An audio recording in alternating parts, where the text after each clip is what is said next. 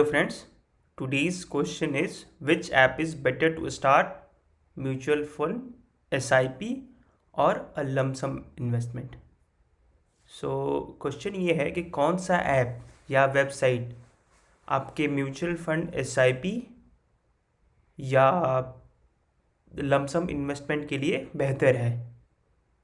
So as आप screen पे देख रहे हैं, जब आपके पास बहुत सारे चॉइसेस हैं तो कंफ्यूज होना बिल्कुल ऑब्वियस है कि ग्रो से करें या बैंक की ऐप से करें या किसी अदर ब्रोकरेज ऐप से करें, लाइक कैम्स ऑनलाइन या जो भी अदर एप्लीकेशन, क्योंकि इसमें बहुत सारी वेराइटीज़, बहुत सारे तरह के ऐप या वेबसाइट्स अवेलेबल हैं। तो जो नए इन्वेस्टर्स हैं या नए लोग जो इन्वेस्ट करना चाहते हैं या पुराने लोग भी, उनको लिए भी ये समझना ज़रूरी हो जाता है कि कौन सा ऐप उनके लिए बेहतर है, कौन सा ऐप उनके लिए बेहतर नहीं है। सो मैं नेक्स्ट स्लाइड में जाऊंगा।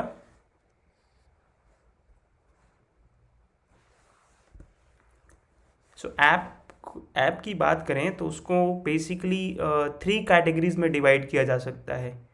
एक तो डायरेक्ट चैनल ऐप्स हैं।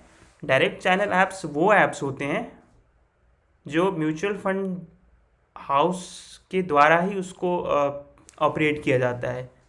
For example SBI mutual fund house का जो ऐप है या वेबसाइट है उसका नाम है SBIMF.com। यह जो अदर चैनल्स है, इंटरमीडिएटरी चैनल बोला जाता है उनको, तो वो उसमें जितने भी बैंक के ऐप हैं, फॉर एग्जांपल इवन आप SBI योनो से जो म्यूचुअल फंड परचेज कर रहे हो वो इनडायरेक्ट ऐप या इनडायरेक्ट परचेज बोल सकते हैं उसको, और उसमें बैंक जो है वो सर्टेन % कमीशन चार्ज करेगा।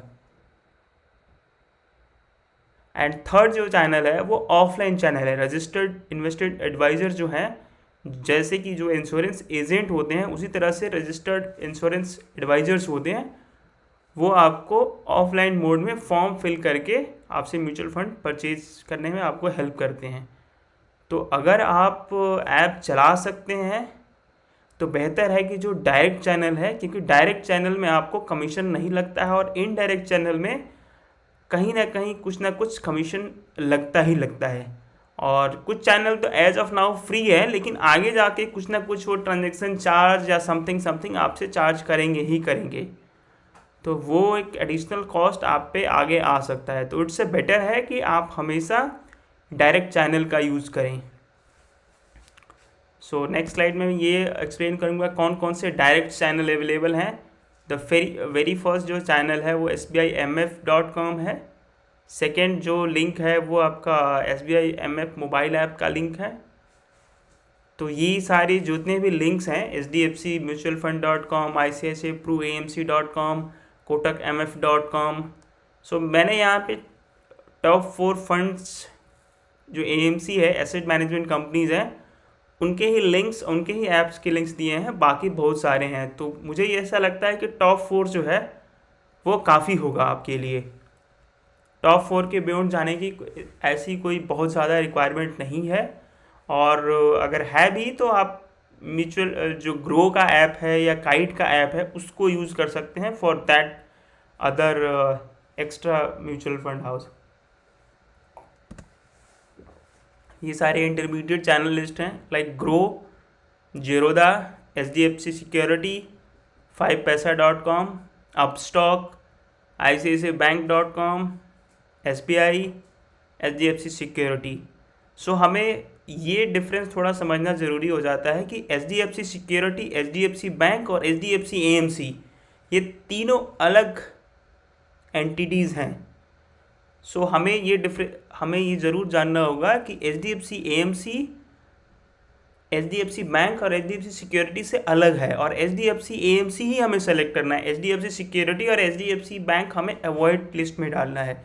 Similarly for the state bank of India, state bank of India का जो योनो ऐप है या योनो वेबसाइट है, उससे लेने से बढ़िया है कि स्टेट बैंक ऑफ इंडिया का जो म्यूचुअल फंड पोर्टल है SBIMF.com, उसे हमें परचेज करने की कोशिश करना चाहिए।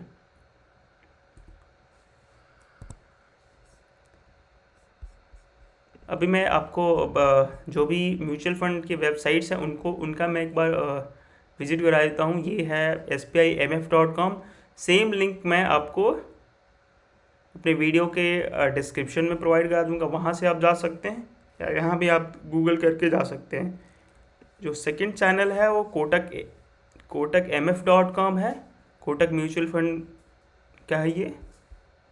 थर्ड है वो HDFC फंड है, hdfcfund.com, जो HDFC AMC का वेबसाइट है। फोर्थ जो है वो ICICI प्रूडेंशियल म्यूचुअल फंड का वेब एप्लीकेशंस है, तो यहाँ से भी आप परचेज कर सकते हैं। अगर आपको वेबसाइट चलाने नहीं आता है तो इन सब के कॉरस्पॉन्डिंग मोबाइल ऐप्स भी हैं, मैं उनका लिंक दे दूंगा, आप वहाँ से डाउनलोड कर सकते हैं। लिंक देना थोड़ा बेहतर नहीं रहता है, क्योंकि अगर लिंक में कुछ मिस्टेक हुआ तो फिर वो मैं रिस्पॉन्सिबल हो जाऊंगा। तो बेहतर है कि आप गूगल कर लें, वो आई थिंक गूगल आपको डेफिनेटली बता देगा। वैसे लिंक भी मैं ट्राई करूँगा इसमें ऐड करने के लिए। Thank you very much.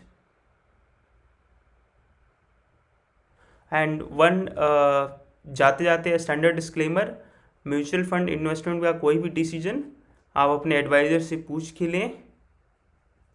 Thank you very much.